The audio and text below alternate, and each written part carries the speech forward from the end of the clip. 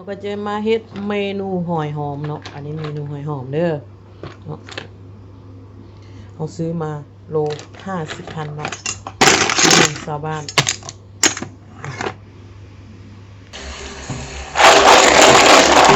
หลังจากล้างหอยมาเราก็ต้มน้ำเนาะต้มน้ำเอาใบขี้หูดใส่น้ำเนาะบ่แม่นใบขี้หูด ใบบัวละพาหัวสิงไคแล้วก็ผักปีเนาะเพราะว่าใส่เราจะกับกำจัดกลิ่นขาวของหอยเนาะถ้าหม้อฟุดเราจึงเอาใส่เนาะหม้อฟุดแล้วเอาหอยลงไปหลังจากนั้นก็คนเนาะเขาต้องต้มให้มันสุกเนาะเขาจะต้มประมาณ30 นาทีจึงจะกินเพราะว่าย่านมันบ่สุกเพราะมันกาบหอยนี่มันแข็งเนาะ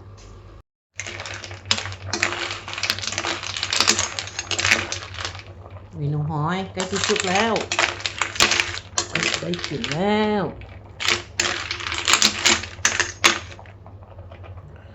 วิธีเบิ่งว่ามันจะออกมันจะสุกบ่สุกเนาะเขาคันมันเอาออกได้มืดขี้แบบนี้ก็แสดงว่ามันสุกแล้วนะตัวเน้นๆไปตักใส่ถ้วยเลยกินแบบนี้นะ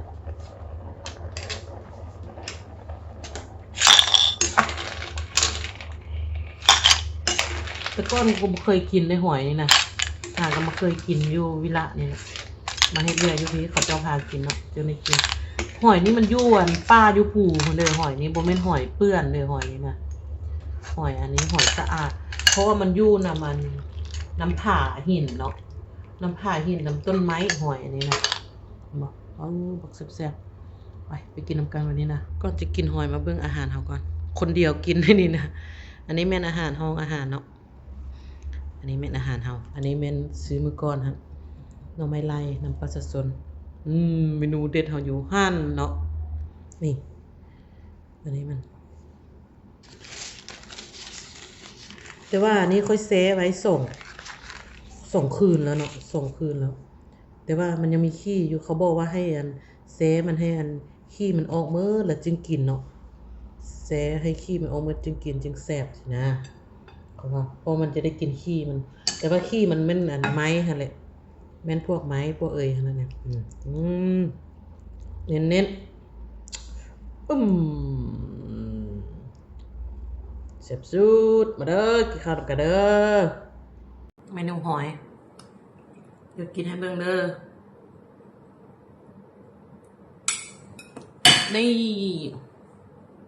จำเจียวแบบนี้กินน้ำกันเด้อ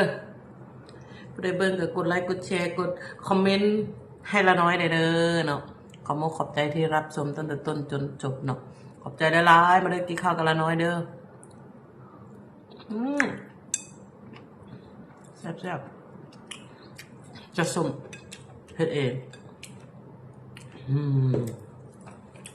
บ๊ายบายแล้วพบกันอีพีใหม่